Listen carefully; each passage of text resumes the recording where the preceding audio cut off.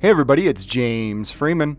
Today's video is coming to us out of Gaston County with the Gastonia Police Department. It was brought to my attention by a friend who pointed me to Spike Cohen's post. The original post is from almost a month ago, but there is an update, and a homeless veteran, Joshua Rohrer, needs as much of our help as he can get right now after being brutalized and having his service dog tased by Gastonia Police. All the pertinent contact information will be in the description and the pinned comment below. Reading directly from Spike Cohen's post on Facebook, in front of the Gaston County Courthouse, there's a monument that says, "In honor of all veterans." But at least one Gastonia veteran has been seriously dishonored by his local government. You may have already heard the story. Joshua Rohrer is a homeless Army veteran who served from 2002 to 2008 and did one tour overseas. He suffers from PTSD, which he is actively getting help from the VA, but he requires a service dog to function in society. By all accounts, Joshua is a nice and friendly man and hasn't bothered anyone. Back in October, a woman called 911 to report that Joshua was, quote, using his dog to get money, to make people feel sorry for him. Joshua said later that he never begs for food or money, that he only walks down the walkways with his service dog Sunshine and talks with folks as they pass by. This is, of course, perfectly legal, and he has every right to walk on public property with his dog. When a Gastonia police officer arrived, Joshua was told that he was breaking the law, which he denied. The officer requested backup and insisted that Joshua show a state ID. Joshua doesn't have one, but he was pulling out a VA card when the officer slammed him up against the police cruiser, cuffed him, and arrested him for solicitation and resisting arrest.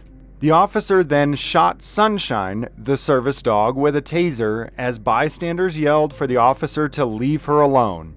Sunshine ran to a nearby store with one of the taser prongs still attached to her. Joshua asked someone to please retrieve Sunshine, and the Gastonia officers responded by laughing at him and shoving him into the cruiser. While Joshua was in police custody, Sunshine was retrieved and released to one of Joshua's friends, where she ended up running away and was hit by a car and killed. Joshua believes she was scared and looking for him. Officers claim that Joshua resisted arrest and Sunshine bit the officer who tased her. Joshua and at least 4 eyewitnesses say that he didn't resist, and Sunshine was several feet away and facing away from the officer when she was tased. There's a simple way to solve this case of conflicting stories. Release the body cam footage. But Gastonia Police are refusing to do that.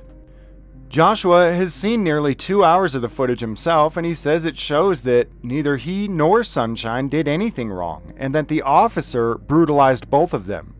Joshua and local media have even petitioned for the footage to be released to the public, but that request was denied by a judge.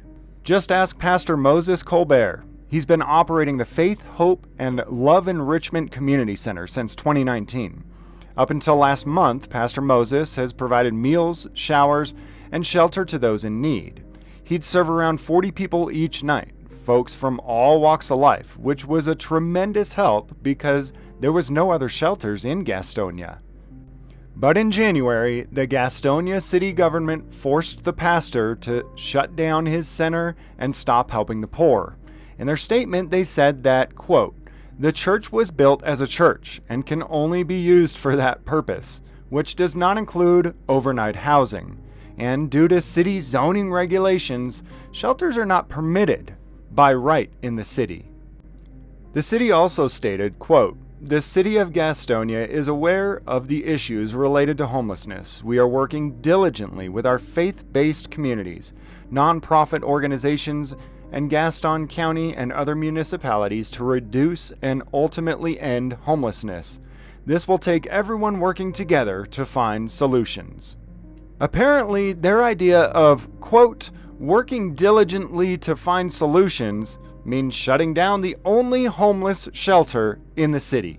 And of course, back in 2015, Gastonia Police broke into the home of a 74-year-old veteran named James Howard Allen for a, quote, wellness check.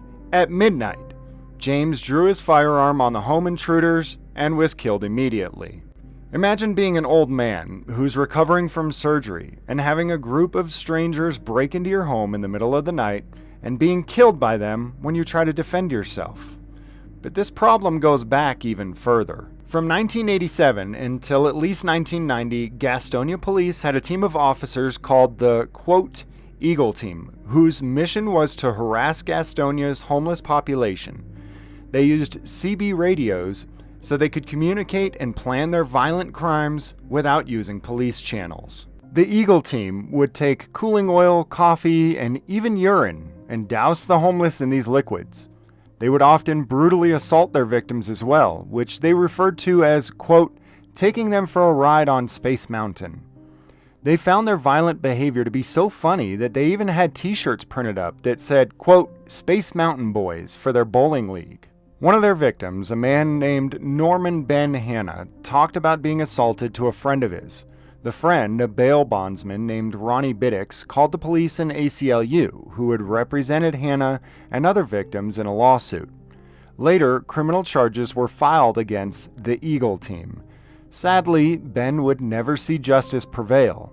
On December of 1990, he was found shot to death at his mother's home in an alleged suicide. Authorities claim that Ben pointed a .22 caliber rifle at his chest and pulled the trigger with a stick. Even though Norman was illiterate, he apparently learned to write just in time to pen a suicide note. As a result of the witness's death, charges against former Eagle Team officers David Neil McKinney and Timothy Andrew Bass were dropped. Norman's friend, Ronnie, was also intimidated by Gastonia Police, who would drive by his work and make a slicing motion with their fingers across their throats. After Ben died, Ronnie was told that he would be next. He eventually had a nervous breakdown and had to retire. Thankfully, 3 of the officers pleaded guilty to their various crimes, and all 7 of them either resigned or were fired. But it appears that the legacy of the, quote, Eagle Team continues to live on within the department.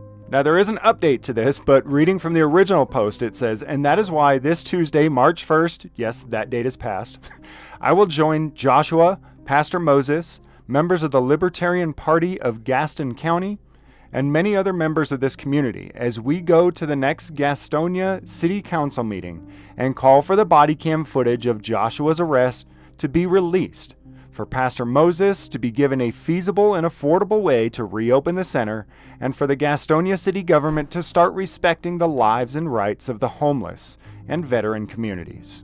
As of today, April 4th, 2022, the body cam footage still hasn't been released. Spike Cohen posted 16 hours ago saying that they're going back to the city meeting again, tomorrow, April 5th, 2022. If the Gastonia Police Department's version of their story is true, why not just release the body camera and prove it to the public? If the Gastonia Police Department's narrative is untrue, why not release the body cam footage and get rid of the dirty cop that puts all the other cops in danger? You see, private individuals commit crimes all the time, but there's a reason that I focus all of my time and energy on police crimes. Private individuals are held accountable for their crimes, but police are rarely held accountable through the same justice system. And time again, I see instances like this, where the police, politicians, and judges defend each other from being held accountable to the same laws that they hold everyone else accountable to. This body cam footage isn't just being covered up by the cops. It's being covered up by city staff as well, city politicians, and a judge on the county level. Contact information for the police department, city offices, and county offices are in the description and pinned comments below.